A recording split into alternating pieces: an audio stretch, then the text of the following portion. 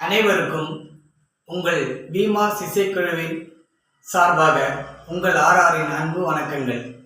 வருகின்ற 23/6/2024 ஞாயிற்றுக்கிழமை மாலை 6:30 மணியளவில் நங்கநல்லூர் ஃபைன் ஆர்ட்ஸ் சார்பாக கலை காவலர் திரு சிவாஜி ரவி அவர்களின் தலைமையிலும் மற்றும் திரு கருணாகரன், திரு ஐனவரம் சேகர் அவர்களின் முன்னிலையிலும், மேலும் கலை மாமணி திரைப்பட இசையமைப்பாளர் திருவாளர் தீனா அவர்கள் சிறப்பு விருந்தினராக